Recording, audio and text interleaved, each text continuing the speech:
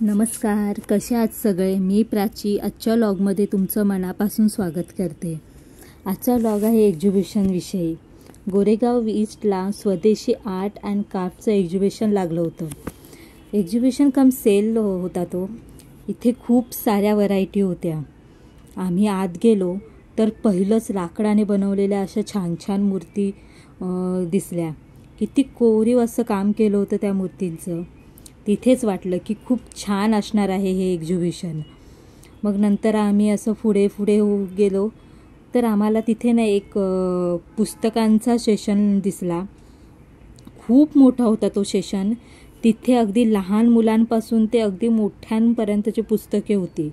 Marathi, Hindi, English अशा भाषांमध्ये होती। स्टोरीची असो किंवा जनरल नॉलेज अशी होती ती पुस्तकं, म्हणजे लहान मुलांना सुद्धा अशी होती। एवढी पुस्तकं होती की मी चालते पण ती पुस्तकांचा सेशन काही संपेना। खूप मोठा होता तो सेशन। तुम्ही बघू शकता किती सारी पुस्तके आहेत। मी फक्त एवढाच भाग दाखवला आणि काय आहे ना, प्रिशाचं लक्ष त्या पुस्तकांवरील त्या प्राण्यांकडे जात होतं, म्हणून मी तिला ते दाखवलं। आणि नंतर आला म्हणजे तो बिग ब्रँडेड सेल, म्हणजे कपड्यांचा सेल। तिथे टॉप ब्रँडेडचे कलेक्शन होतं। आम्ही आत गेलो आणि एवढे सारे व्हरायटीचे कपडे पाहिले, बापरे। लेडीज कुर्ती तर 101 होत्या तिथे।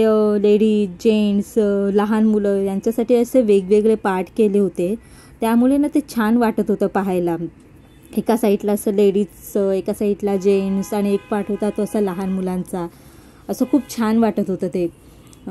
लेडीज कपड्यांमध्ये ना असं खूप साऱ्या व्हरायटी होत्या। ट्रेडिशनल, वेस्टर्न वेअर, रेग्युलर वापरासाठी सुद्धा अशा छान छान, ऑफिससाठी वगैरे पण असं व्हरायटी होत्या। जेंट्सच्या सुद्धा pants, trouser, jeans, T shirt, track अशा व्हरायटी होत्या। तिथे काही कपडे महाग होते तर काही अगदी रिझनेबल रेटमध्ये होते। काय आहे ना, पण थोडे महाग तर असणारच ना, कारण ते ब्रँडेड होते। माझा तर खूप वेळ त्या कपड्यांच्या सेशनमध्येच गेला। किती व्हरायटी पाहत होते मी तिथे।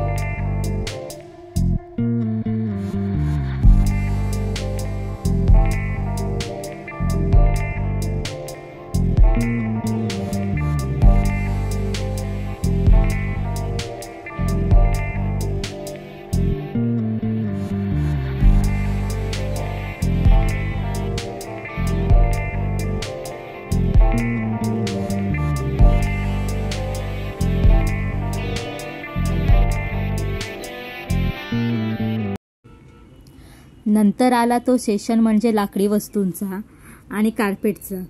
असं खूप छान अशा लाकडी वस्तू ठेवल्या त्या वेगवेगळ्या, शोपीस वगैरे असं खूप साऱ्या व्हरायटीमध्ये होतं। अगदी आपल्या घरगुती वापराच्या सुद्धा लाटणी, पोळीपाट वगैरे असतात ना, ते सुद्धा होतं लाकडांमध्ये तिथे। आणि कार्पेट पण छोटे मोठे लहान अशा साईजचे होते तिथे। आणि तुम्हाला असं वाटत असेल की कार्पेट हे व्हिडिओमध्ये तुम्हाला जरा डळ वाटत असतील, पण ते ॲक्च्युली बघायला गेलं तर खूप छान होते। ते व्हिडिओमध्ये तुम्हाला असं दिसते। आणि त्यांनी जो त्यांचा मेन उद्देश होता ना ह्या एक्झिबिशनचा, की स्वदेशी वस्तू, तर स्वदेशीच वस्तू होत्या, पण त्या जरा हटके होत्या। इतका स्वदेशी वस्तूंचा भंडार होता ना, बापरे। मग लाकडी डायनिंग टेबल, खुर्च्या, फोल्डिंगमध्ये सुद्धा टेबल, खुर्च्या असं सगळं होतं। ज्वेलरी, नंतर वेगवेगळ्या प्रकारचे कुर्ती, दुपट्टे, रेडीमेड ड्रेस, मटेरियल, ड्रेस वगैरे असं सगळं होतं तिथे। खूप छान वाटत होतं ते पाहायला।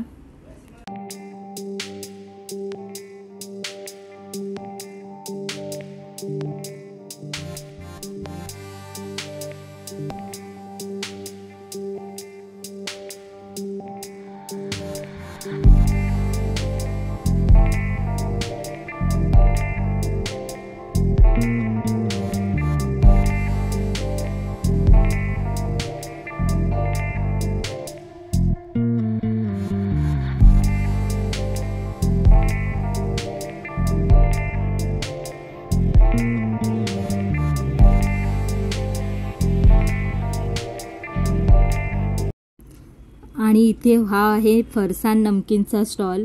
इथे प्रचंड गर्दी होती म्हणून मला काय तिथे जायला नाही मिळालं आणि जरा थांबावं लागलं असतं, तेवढा टाईम नव्हता थांबावं तर आम्ही असंच पुढे पुढे जात राहिलो. तर ना इकडे अशा पितळमध्ये अशा ज्या मूर्ती असतात पितळेच्या ह्याच्यामध्ये, तर त्या मूर्ती आम्हाला तिथे दिसल्या. मगाशी पाहिलं त्या लाकडाच्या मूर्ती होत्या आणि इथे आहेत त्या पितळमध्ये. इथे व्हिडिओ फोटो काढायला नव्हते देत, तरी मी लपून काढलीच व्हिडिओ. आणि नंतर आला तो माझा आवडता सेशन, पापड. आता तुम्ही म्हणाल हा आवडता का, तर इथे वेगवेगळ्या प्रकारचे पापड होते. तांदळाचे, बटाट्याचे, नाचणीचे, पोह्याचे, साबुदाणा, चिली पापड, गार्लिक पापड, चीज पापड, ओनियन पापड, ते पाणीपुरीच्या पुऱ्या, असं सगळं होतं. म्हणजे मी हे फ्लेवर इमॅजिन पण नव्हते केले, ते मला इथे या एक्झिबिशनमध्ये पाहायला मिळाले, ज्याची मी कधी नावंसुद्धा ऐकली नव्हती की असे पापड असतील. तर हे सगळं होतं इथे. आणि पुढे गेलं तर पेस्ट कंट्रोल असा सुद्धा एक स्टॉल आम्हाला दिसला, पेस्ट कंट्रोलचा. आणि बघा हे सगळं एक्झिबिशनमध्ये आहे. काश्मीरी जे फ्रूट असतात त्यांची पण नावं मला माहीत नव्हतीच, तेही तिथे होते. तिथे सर्व म्हणजेच जे आपल्याला माहीतसुद्धा नाही आहेत अशा वस्तू होत्या वेगवेगळ्या ह्या व्हरायटीमध्ये. बांगड्या होत्या, तर बांगड्या तर सगळीकडे असतात, पण व्हरायटी खूप होती इथे खरं म्हणजे बघायला गेलो तर. आणि असंच आम्ही पुढे गेलो तर असा फ्रेमचा एक सेशन दिसला. फोटो फ्रेम होत्या, त्या पाहिल्या. आधी आपण पाहिल्या त्या लाकडाच्या, पित्तळमध्ये पाहिल्या. आणि या आहेत फोटो फ्रेम, त्या लाकडाच्या आणि पित्तळमध्ये फक्त मूर्ती होत्या. तर हे फोटो फ्रेम आहेत. कृष्णाचे असू दे फोटो, राधाकृष्ण, गणपती, छत्रपती शिवाजी महाराजांची फ्रेम आणि असे वेगवेगळे देखावे वगैरे असं सगळं होतं. आणि बडशेपचे प्रकार, इमली वगैरे, जे आपण लहानपणीची आठवण आली म्हणजे तिथे गेल्यानंतर त्या इमली खायचो ना आपण, छोट्या त्या पेपर रॅपरमध्ये असायच्या कुठं, आणि त्या गोल त्या खायचो, ते मला लहानपणाची खूप आठवण आली. आणि पुढे गेलो तर इथे आपल्या रोजच्या वापरातील घरगुती वस्तू, लोणची वगैरे असं सगळं दिसलं मला तिथे. या घरगुती वस्तू ज्या रेग्युलर आपण वापरतो त्या सगळं ह्याच्यामध्ये होते. आणि पुढे गेलो तर लोणचं वगैरे सगळं होतंच तिथे. बघा खूप होती गर्दी तिथे लोणचं वगैरे पण घ्यायला, पण आमच्याकडे जास्त लोणचं वगैरे खात नाही, तर ते नाहीच जास्त तिथे थांबले. आणि ह्या होत्या पर्स, हँडवर्क केलेल्या पर्स होत्या ह्या. खरं म्हणजे खूप छान असं हँडवर्क केलं होतं या पर्सना, बघा तुम्ही. आणि खूप स्टॉल होते अशा पर्सचे. तर मी या एकाच स्टॉलमध्ये गेलो आणि तिथे बघितल्या त्या पर्स, खूप छान होत्या.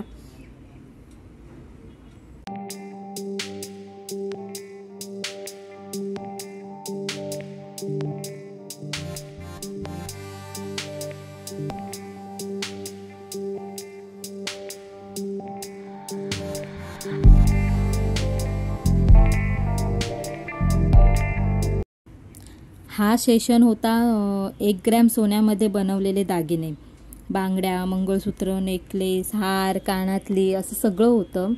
आणि ते सगळं होतं 1 ग्रॅम सोन्यामध्ये. त्या वस्तूंवर ते म्हणाले की 3 वर्षांची गॅरंटी आहे. ते सर्व वगैरे त्याची रिसीट वगैरे देत होते. थोड्या महाग होत्या त्या वस्तू, पण त्या 1 ग्रॅममध्ये आहेत म्हणून त्या महाग असणारच.